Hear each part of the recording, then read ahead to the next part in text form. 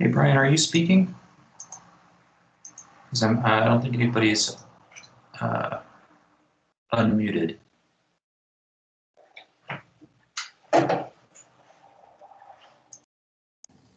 Yeah, this is Mark. I can hear you, Dexter, but I can't hear Brian if he's speaking either. Hi, this is Barbara Greenbaum. I didn't have any audio until just this second also. Just saw a lot of stuff happening on the screen, making sure that you weren't already into the message today, Brian. Yeah, I haven't heard Brian at all.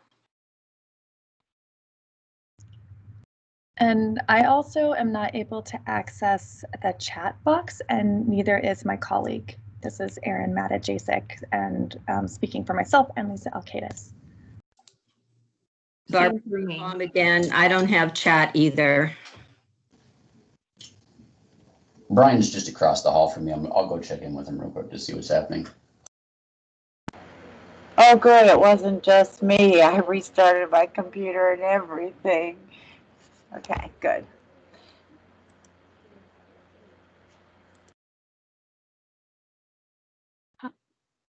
Hello, this is Tina. Mark, can you start? Brian's having technical difficulties.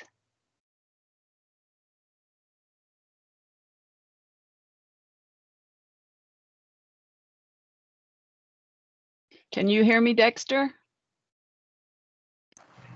I got you loud and clear, Tina. It seems we're having a tough time this morning. Appreciate y'all bearing with us while we get our ducks in a row here. Here comes Mark. Okay, guys. Yeah, Brian's just going has some technical difficulties as we frequently run into now with the virtual platform. Again, so my name's, for those of you that weren't on the previous call where I presented, my name is Mark Person. I'm a program manager for the Community Mental Health and Addictions Unit, which is a program within the health department. Been doing kind of a series of these, particularly with the school setting to address mental health and substance use in the pandemic era and how some of those unique concerns relate to the school population. So in follow-up from the presentation, I found two, I think, very useful documents that we'll attach for you today. And let me just, I don't know if they were successfully, oh, here they are. Great. So all I wanted to do for you guys today is just take 5 to 10 minutes to go over these with you. And if you have a couple questions, I'll take those and then get you on to the rest of your agenda. But this first one that you're looking at is a guideline that illustrates really important points about how to talk about suicide, how to cover it. And it's really, once you read the language in here, it's geared toward the media, but the message behind it and the reason that this document exists is important for just about anybody, but especially in a school setting or a large agency or company. If you wanted to address a topic like this, there's a really important way to go about it so that it doesn't produce, more harm than good. And so a lot of it is to do with the language that you use, and I'm not going to go through all of it. I just want to introduce this document, and you guys can kind of absorb the material yourself. But there is, such thing as suicide contagion or copycats. You've probably heard of these things before. And anytime we have, a concern, whether it's a national story or a local story or just something that kind of hits close to home in a community, we want to be really sensitive about how those things are covered so that it doesn't produce potentially more harmful impacts to other people who might be suffering with extreme forms of mental illness. So I just wanted to have this out to you so you can use it. Again, it's designed for the media, but I review and study the materials here. It'll make a lot of sense and easy to translate into the school setting if you were to find yourself in a situation where this is a topic that you needed to address with staff or with students or as a district. This should serve as a really helpful guide. And then there's one other document, and here it is. This is called a postvention criteria or guidelines, and this is developed by the state in partnership with other national agencies that are really at the expert level when it comes to suicide prevention. But this specific document is a guide to help inform or enhance existing policies on postvention. So if a school or a district or community has the unfortunate event of having to deal with suicides, which are a reality in all of our communities, this document has a lot of really great information that will help strengthen your existing policies on how you do those follow-ups after an event like that. And again, it applies, and we're not just talking about kids, this applies to both kids and adults. So there's some great examples in there. You can see right there where the page was just scrolling of other counties that have established postvention policies. So you can see a live example of other schools using it. All these are hyperlinks here in the bottom, and the resources that you can navigate to using this attachment go even beyond the guidelines here. But the last thing I'll leave you with before I turn it back over is there are two contacts at the state level that I work with pretty consistently who are really, really knowledgeable in this and have a lot of experience working with schools across the state.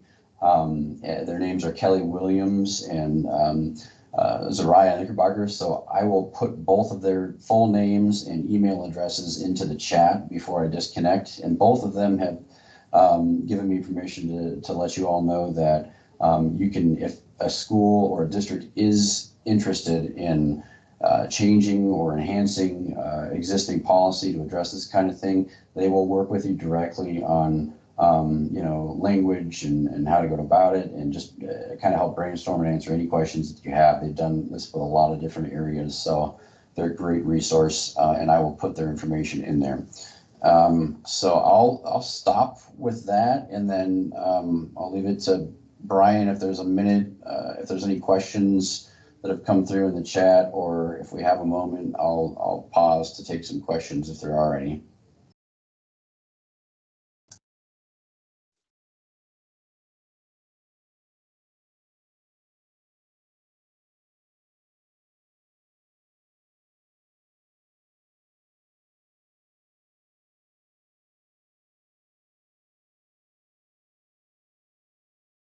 I'm sorry, I might have missed it, but where did you say these documents were available?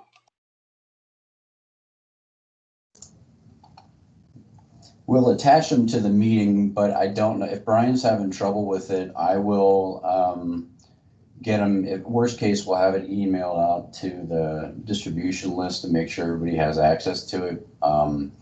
And if we can't get Brian back online, I'll see if I can get these over to Dexter or someone else to make sure that we get them to you. But if we don't get it into this meeting because of the technical glitches, I'll make sure that you get both of them.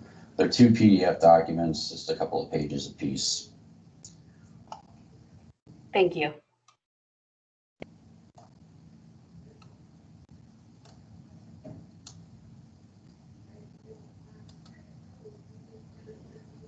Does anyone else have? Yep.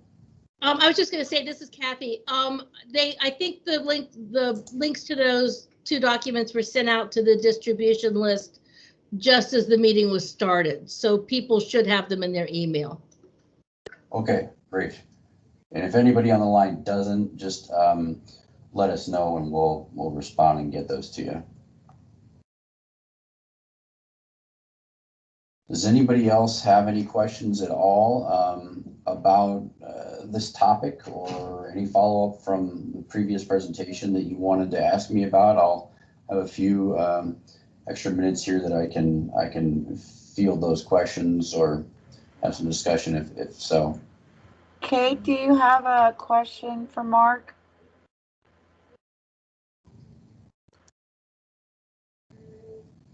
Oh yeah, it looks like we have one person with a hand up. Actually, there's 2, Babs and Kate. You guys want to unmute and ask your question? Kate, why don't you go first? Sorry. I think mine set itself up. I didn't have a question. I'm sorry. No problem. Well, we're just going to slap your hand next time, Kate. Babs, how about you? No, that was trying to tell you guys I didn't have audio. Oh, don't worry. None of us did. Now I know. Exactly. I restarted my computer. But anyway, whatever.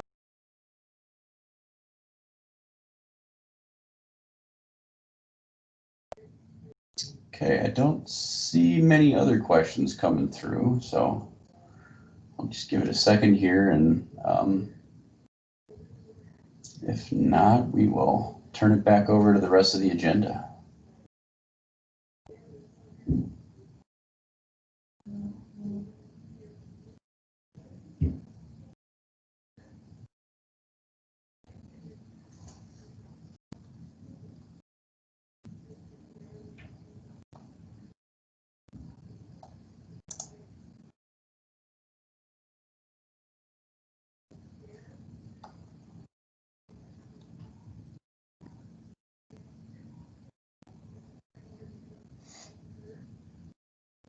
Okay, all right, thanks everybody. Well, I'll go back over and check in with Brian here real quick, and we'll see if we can get the Dexter. remainder of the agenda back online. Hi, guys. Brian is really struggling. He's tried to call in and he can't quite get his headset going, but he is working on it right now.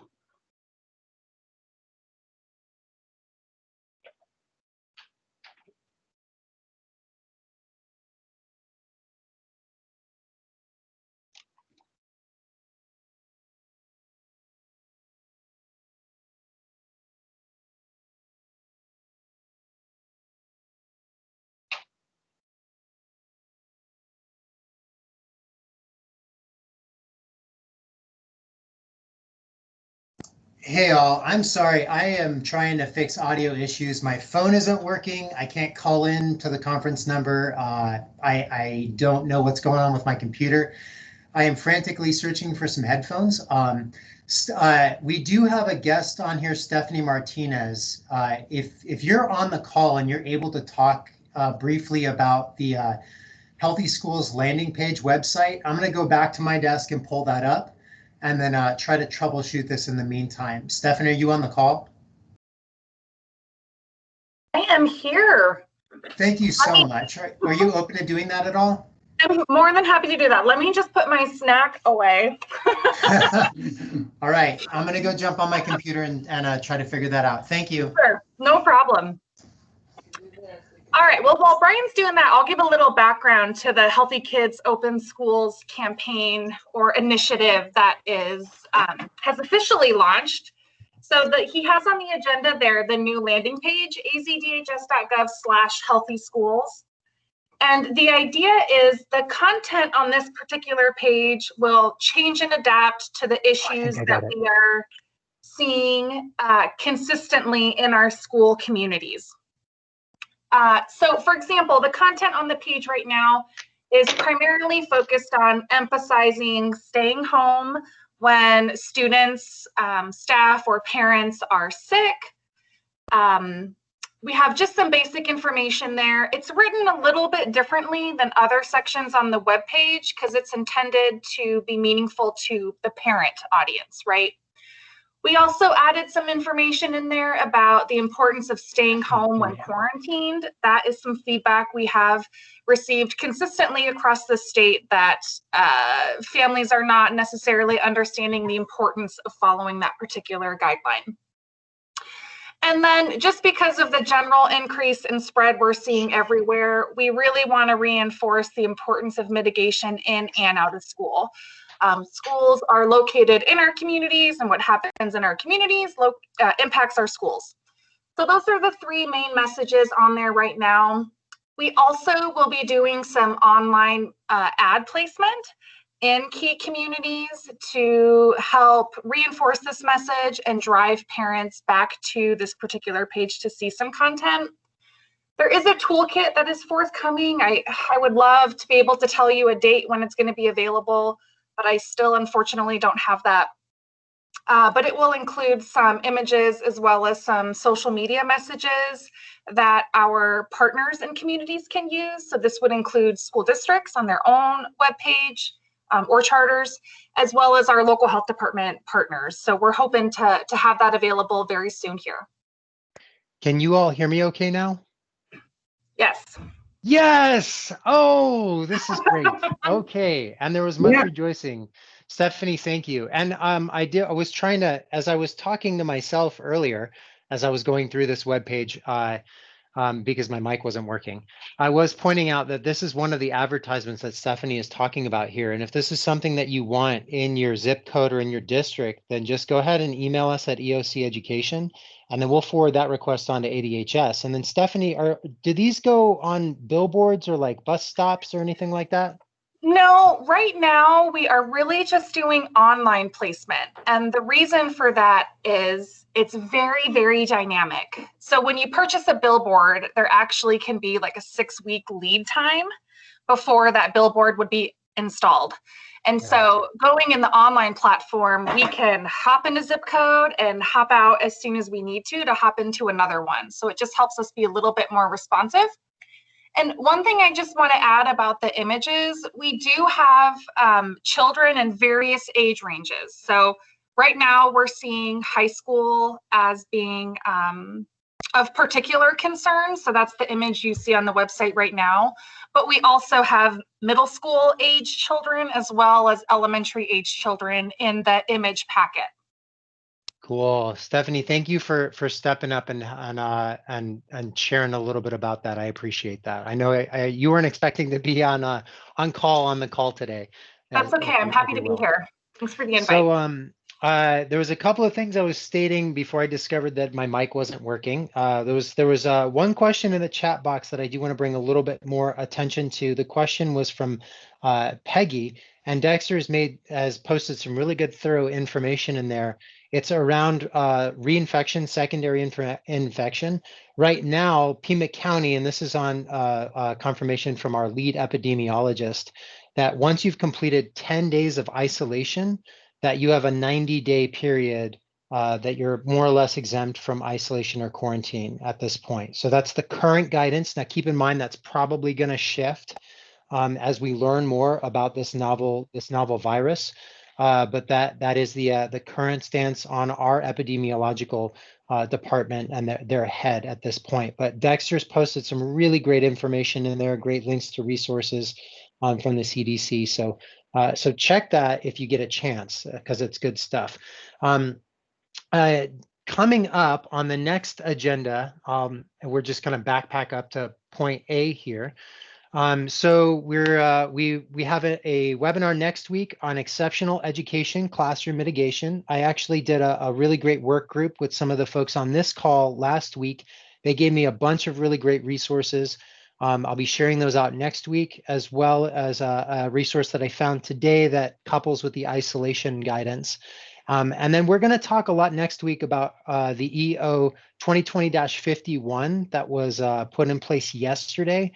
We'll briefly cover that today, just kind of give you an overview of what that looks like, but we'll get far more into detail on that next week. So just kind of expect that that's coming up. Mark went ahead and shared out those resources, those updates on suicidality right now, and that's a really good resource to have right now. I know Mark and his team has actually been going out to certain schools and districts and is very, very willing to work with your schools and connect with them.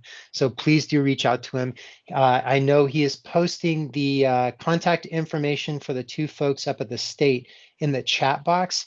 We'll make sure to include that in the agenda as well, so that everyone has those points of contact and they can reach out to them. We covered the campaign launch with the landing page. I do want to briefly go over and cover the metrics, because there's some stuff around that that we need to touch base with. So this is on the schools dashboard specifically, and we are looking at Pima County metrics here. So we are now in the red as of today. November 1st, we reported 213 per 100,000 cases. And that's 2 weeks consecutively in the red. So you'll see in the benchmarks on Pima County, that'll be reflected here within the day if it's not already up that way. You can also see that percent positivity is climbing up in Pima County as well here. And our hospital visits for COVID-like illness in the region continues to be underneath a baseline and at a safe level. The county will again maintain the stance of until right now we're thinking all 3 red is when we'll recommend going remote. The data that we've been getting in, and you may have heard me state this before, but it's just showing that classroom transmission is just not common. It's not happening very much. We have a total of 16 in schools that this is upon a reexamination again this morning that Penny and I had from all the data. There's quite a few of those that are tied to athletics. Most of those outbreaks are just consisting of 2 students. So remember, the definition for outbreak is 2 or more epidemiologically linked within a classroom. And the majority of those outbreaks are like a 50-50 split between athletics and then two kids in a class. We've had a few tied to exceptional education, and there's been a couple where there's been staff lunches, and it's been an outbreak among the staff because staff are sitting in a close quarters area, sharing a meal, not masking, and not following that mitigation guidance. So these are all things, really important things to remember. But the reason why I bring all that up is because in terms of a return to school, we are not seeing a lot of transmission inside of the schools as a whole. Most of the transmission of COVID is coming from home, social events. So things like funerals, weddings, and places like that. And that's what we're hearing from the contact tracers case investigators when they have the calls with the individuals located back at the positive cases. Okay, so those are the reasons behind the county's stance. We'll jump over to the benchmarks really quick here so you can all see what we're looking at for the progress reports. This will get updated later today. You'll see this move into the red. That'll be done by end of business today. We're thinking that we're probably going to see this drop to next in the next couple of weeks. We don't know for sure. We don't have a absolute positive way to state that or show that, but we're thinking that's probably what's going to happen. It's going to be a while, we think, before COVID-like illness falls to red. But what we will do is at least 2 weeks prior to issuing any kind of formal recommendation or suggestion about remote learning, the county will make sure that that all of our schools are informed that that's the direction that we're thinking or the direction that we're taking overall. Okay. Brief return back to the agenda here. I talked just a little bit about sports and cheer. These are 2 areas where we've seen the most in terms of the outbreaks and the case spread. But we had a meeting with athletic directors. With AIA was present on that call. I don't know if everyone's seen the news, but recently AIA did put out a statement that they're recommending that winter sports be stalled until January at this point. We fully support that. The county is very firm on its position at this point in time that no sports should be played competitively. The difficulty with this is, and we've known this through a couple of other calls, is that there's club sports going on and that there are tournaments occurring throughout the county. To be frank with you, we're aware of a tournament that is supposed to be hosted here in the county at the Keno Park Stadium, which is right next door to the health department. We are doing what we can to try to influence that decision to change that, because we recognize that there could be some inconsistent messaging there. Just know that we're working on that, and we'll hopefully have some updates on that in the next week or so. But we do not recommend any kind of competitive sports at this time. We do have some supplemental resources around mitigation strategies that can be implemented for practice, because cardiovascular training, muscular strength training, flexibility training, these are all things that teams can engage in while maintaining really, really solid levels of mitigation internally within their team and within their district. So we do have some guidance on that, and we can issue that in accordance with on a request basis before we actually put everything out to the public in general. Brief reminder that close contacts are cumulative over 24 hours. You'll hear this again on every agenda item. We just want to make sure that this is really clearly communicated. So under 6 feet with or without a mask for 15 minutes or more over a 24-hour period of time, okay? This does not include if you've been hugging or kissing someone who's COVID positive, if you've been sneezed or coughed upon or gotten any other type of fluid upon your personage from someone who's been infected with COVID, if you're a caretaker for someone who's COVID positive, or if you've shared eating or drinking utensils with someone who's COVID positive. Those are the 4 other areas. I talked a little bit about outbreaks in schools. Again, we have 16 at this point in time, and we are going back and doing a more full, robust evaluation on all of that. We do have a request for all the schools on this call. If you are aware of any 2 or more cases under a 14-day period, and you know that there is an epidemiological link within those cases, and you've probably heard some of this guidance before, but that means that they're not a brother or sister, or that they weren't cousins hanging out over the weekend at a party, or they weren't at a wedding together, those types of things. We absolutely want to hear about that. That's a big red flag for us, and not in terms of us coming back and saying, hey, you need to adjust what you're doing at your school, but we are trying to keep a very close eye on this information with the overall goal of really trying to support our schools in the best way we possibly can. So those are high priority action items for us right now that immediately move that request to the top of the list for Penny and myself as we process cases when they get reported by your schools as a whole, okay? That being said, I do want to show you just a couple of updates that we've had with our report. So you'll all recognize the Qualtrics survey that you take if you're reporting a positive case. The 2 additions are if it's a staff or a student, please select that here, one of those 2. And then if you can just select from the drop-down menu which district your school is located in.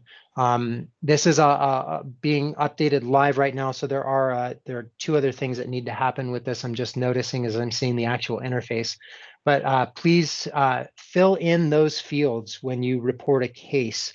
It's going to help us on the back end as we reorganize our system based on the volume of cases that we've been getting over the past couple of weeks. It'll be really helpful. Okay, so those are the additions in terms of the reports. Let's jump back over to the agenda. School nurse resources. We've had some issues sharing out that isolation space guidance in the link. There's been a lot of issues with folks accessing that. So I figured what we do is we just jump back to the actual main page for the National Association of School Nurses, where all of these resources are located. So there's a couple of things on here I want to highlight. The first is there's this piece right here, dental screenings, and then this piece for students with disabilities and special healthcare needs. This will be a part of what we do next week when we have the guidance for mitigation for exceptional education classrooms. But in here, there's also the isolation room guidance that we've been referring to, considering this one right here, students and staff that become ill or at school or arrive sick. And this is really a robust tool to really look at your isolation rooms and how to try to make those better or update them. It's more robust than what the county had previously offered in the 16-page checklist in terms of mitigation guidance and planning overall. So this is a really good resource. There's a lot of really great tools in the tracker. So I thought it's prudent to point that out to everyone on the call. The last thing to touch base on is the closing the loop on contact tracing and case investigation. I think we talked a little bit about this last week, but I do want to just bring this up again. U of A has been a fantastic resource for us, and they have this academic health department graphics library. All of these we've looked at. We're very much in support of all of these. There's some at the bottom that are specific though to Pima County, which you'll see right down here, Pima County. So you'll see COVID-19 versus influenza, employee awareness, understanding close contact, parents what to do, and COVID-19 tests, okay? One of these I want to open up just to kind of show everyone a reminder that this is around and it's a resource that's available. If you go through that link, it has the guidance for a parent. You can send this out electronically. If they're symptomatic, to seek testing immediately, report those results back to your school, and then answer the contact tracing calls from the county. But please make sure to ask for documentation on the end of quarantine and isolation. Okay, so this will just reinforce the message overall that we have with closing that loop on contact tracing case investigation. And I'll do a direct share out with this specific link. I'm going to post this in the chat right now. So you all have this document to access, but I'll also include a link on this on the agenda, which will get emailed out to everyone at the end of the call today. Okay.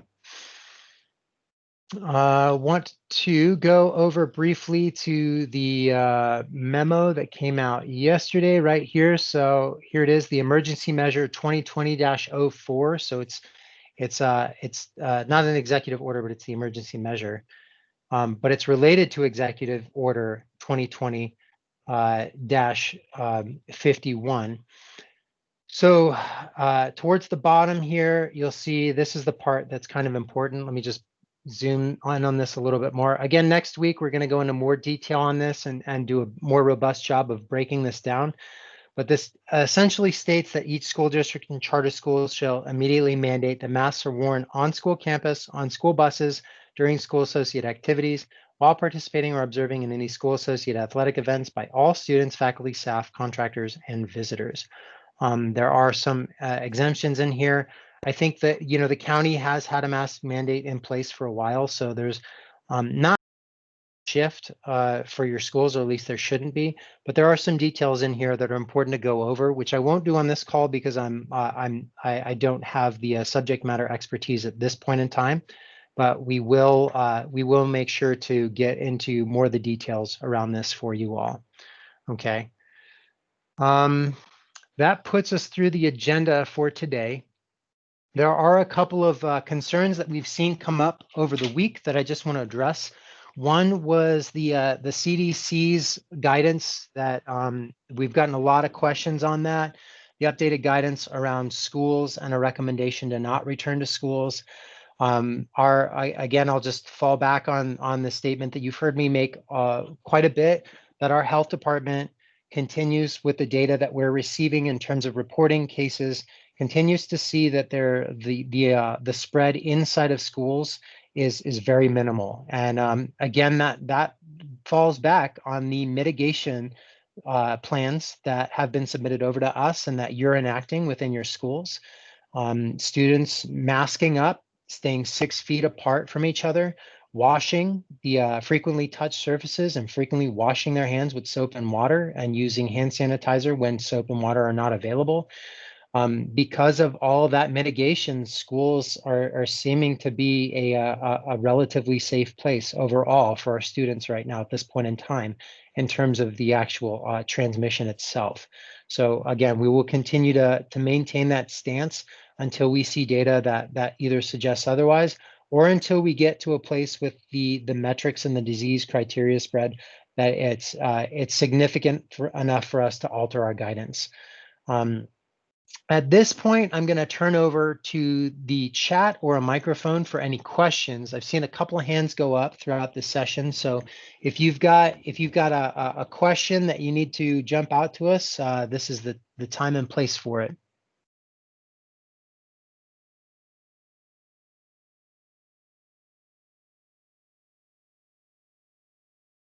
Barbara, you want to go ahead and unmute and ask that question? Sure. I sent you an email about this question, but I'll just ask it. We have a family that's traveling to Cuba over Thanksgiving. They're leaving on the 23rd of November, returning to Tucson December 10th. 2 school-age kids and a toddler. What is the rule for them returning to school? Because they're still going to be able to attend school if they're not having to quarantine.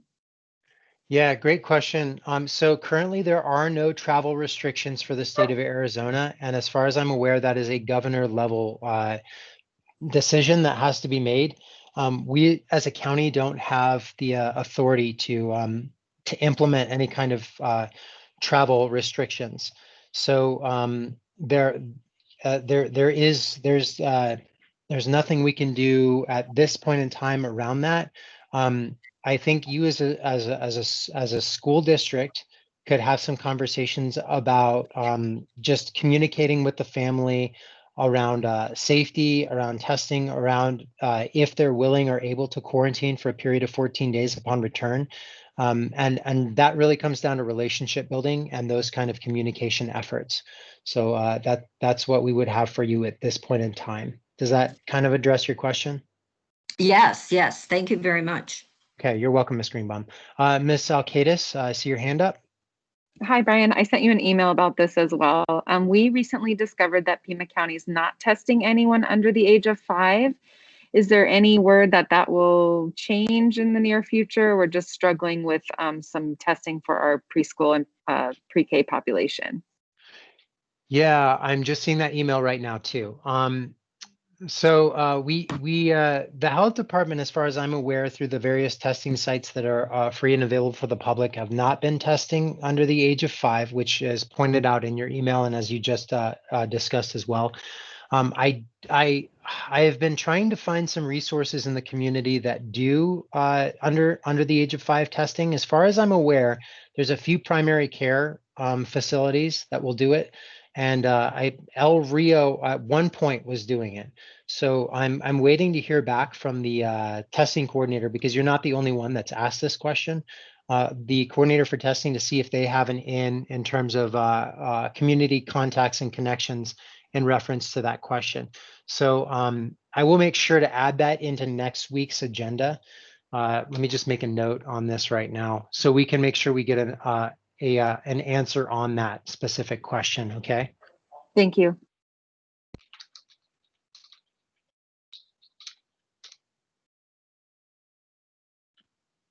Okay, any other questions or comments at this point in time?